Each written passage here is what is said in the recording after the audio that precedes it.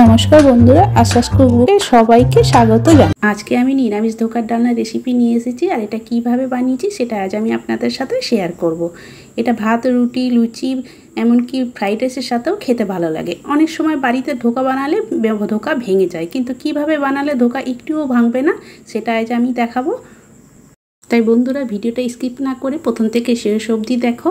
আর যদি ভালো লেগে থাকে একটা লাইক করে দেবে, আর আমার চ্যানেলটিকে সাবস্ক্রাইব করারও অনুরোধ রইল। তাহলে রেসিপিটি শুরু করছি। এখানে আমি এক বাটি ছোলার ডাল 3 থেকে 4 ঘন্টা ভিজিয়ে রেখেছিলাম, তারপরে ভালো করে ধুয়ে নিয়েছি। আর এই যে দেখুন, আঙুলে এইভাবে চাপলেই ভেঙে যাচ্ছে, মানে ভালো মতো ভিজে গেছে।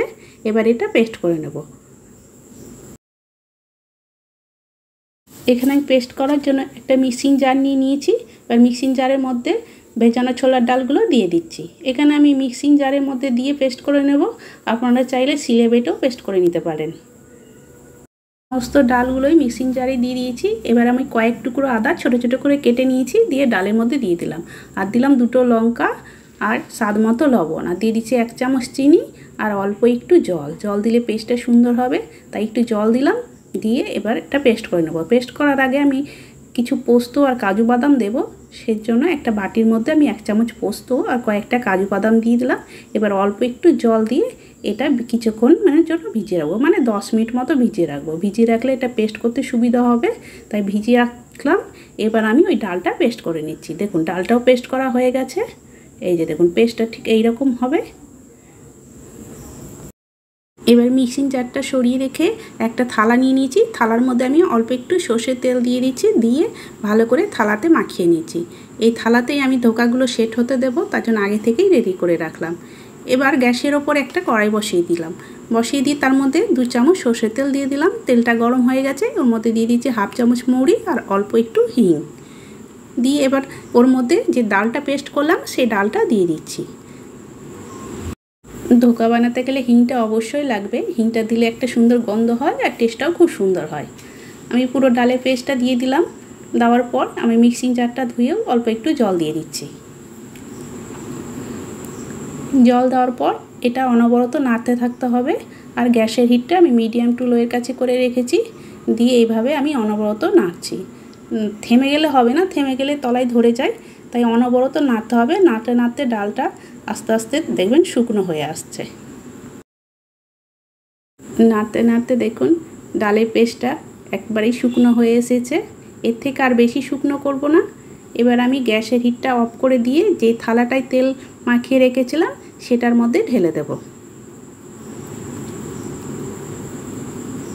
থালার মধ্যে দিয়ে দিলাম। দিয়ে প্রথমে খুন্তি দিয়ে একটু সেট করে দিচ্ছি, কেন ভীষণই গরম। খুন্তি দিয়ে সেট করার পর এবার আমি হাত দিতে পারবো সেই রকম হাত দিয়ে এবার একটু ভালো করে সেট করে নিচ্ছি। এই গরম অবস্থাতেই এটা চেপে চেপে সেট করে নিতে হবে। এবার সেট করে নেওয়ার পর এটা আমি ঠান্ডা হতে দেব।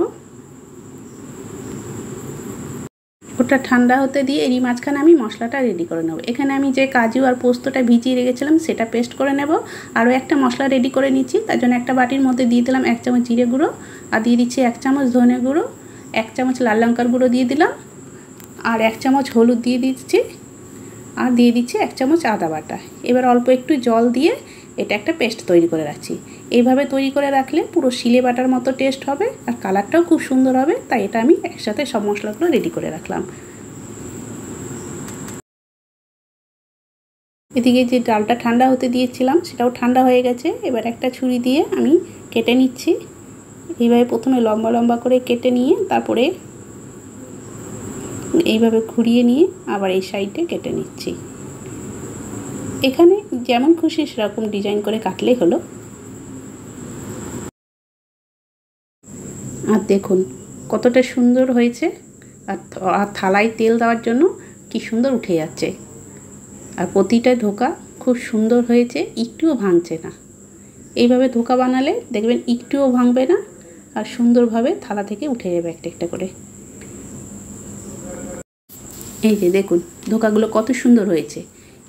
এইভাবেই একটা টিফিন বক্সে ভরে ফ্রিজে রেখে দিয়ে পরের দিন রান্না করা যায়, তাহলে ঝটপট হয়ে যায়। এবার এগুলোকে আমি ভেজে নেব। তার জন্য গ্যাসের ওপর একটা কড়াই বসিয়ে দিয়েছি। কড়াইয়ে সবার প্রথমে কিছুটা সর্ষের তেল দিয়ে দিলাম।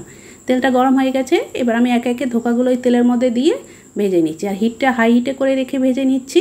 লো হিটে ভাজতে গেলে অনেক সময় কী হয়, ধোকাগুলো ভেঙে যায়, তাই হাই হিটে ভেজে নিচ্ছি। কারণ ভেতর অবধি ভাজার দরকার নেই, ওপরটা ভাজা হলেই হবে। কিছুক্ষণ পর আমি এটা উল্টে দেব। কিছুক্ষণ পর আমি উল্টে দিচ্ছি। একদিক প্রায় লাল হয়ে ভাজা হয়ে আসছে। এটা খুব তাড়াতাড়ি ভাজা হয়ে যায়, খুব বেশি সময় লাগে না। 1 মিনিটের মধ্যেই 2 দিক লাল করে ভাজা হয়ে যাবে। ধোকাগুলো 2 সাইডই ভালো করে ভাজা হয়ে গেছে। এবার আমি তেল থেকে তুলে নিচ্ছি। সমস্ত ধোকাগুলোই তেল থেকে তুলে নিলাম। তুলে নেওয়ার পর এবার বাকি ধোকাগুলো ওই তেলের মধ্যে দিয়ে ওই একইভাবেই আমি ভেজে নেব। এইভাবে ধোকার ডালনা মাঝে মাঝে বানিয়ে খাবেন, খেতে কিন্তু খুবই ভালো লাগে।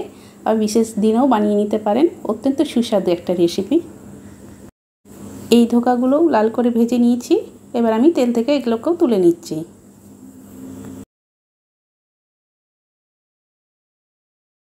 এবার ওই তেলের মধ্যেই ফোড়নের জন্য দিয়ে দিচ্ছি একটা লঙ্কা, আর একটা এলাচ, একটা লবঙ্গ, আর এক টুকরো দারচিনি, আর দিয়ে দিচ্ছি 1/2 চামচ গোটা জিরে। দিয়ে একটু নাড়াচাড়া করে নিচ্ছি। করে নিয়ে এবার যে মশলার পেস্টটা রেডি করে রেখেছিলাম সেই মশলাটা দিয়ে দিলাম। মানে ধনে, জিরে, আদা, লঙ্কা সব যে পেস্টটা তৈরি করে রাখলাম সেইটা দিয়ে দিলাম। ওই বাটিটা ধুয়ে এবার একটু জল দিয়ে দিচ্ছি। দিয়ে এবার মশলাটা ভালো করে কষিয়ে নিচ্ছি। আর হিটটা লোয়ে রেখে কষাচ্ছি। দেখুন কষাতে কষাতে মশলা থেকে তেল ছেড়ে দিয়েছে, তার মানে মশলাটা কষানো হয়ে গেছে। এবার আমি ওর মধ্যে দিয়ে দিচ্ছি যে পোস্ত আর কাজু বাদামটা পেস্ট করে রেখেছি সেইটা। ওটা দেওয়ার পর এই বাটিটাও ধুয়ে আমি একটু জল দিয়ে দিচ্ছি। জল দিয়ে এবার সমস্ত মশলাগুলো ভালো করে নাড়াচাড়া করে কষাতে হবে।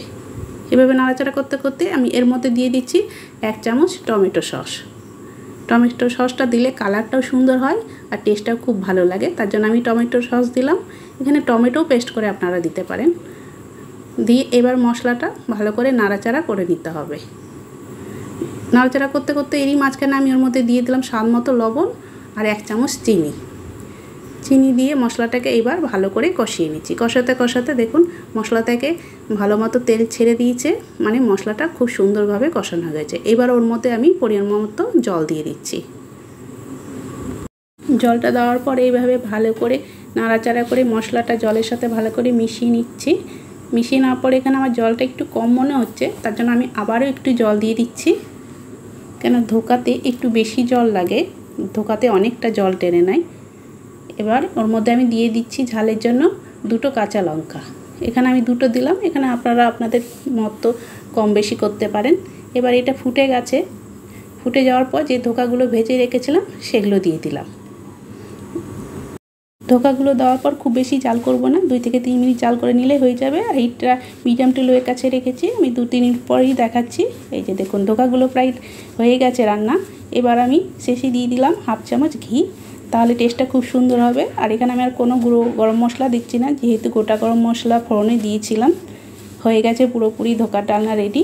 এবার আমি গ্যাসটা অফ করে দিলাম। এবার সার্ভ করে নেব। এখানে আমি ধোকা রান্না হয়ে যাওয়ার 5 মিনিট পর সার্ভ করার জন্য নিয়ে নিয়েছি। দেখুন ধোকাগুলো কালার কত সুন্দর হয়েছে, আর ধোকাগুলো একটুও ভাঙেনি, খুব সুন্দর হয়েছে। তাহলে বন্ধুরা তোমরাও এভাবে বানাবে, দেখবে একটুও ভাঙবে না আর খেতে হবে অসাধারণ। তাহলে আজকের এই ভিডিও কেমন লাগলো আমাকে কমেন্ট করে জানাবে। আর ভালো লেগে থাকলে একটা লাইক শেয়ার করে দেবে। আর যারা যারা আমার চ্যানেলটিকে সাবস্ক্রাইব করেছো তাদেরকে অনেক অনেক ধন্যবাদ।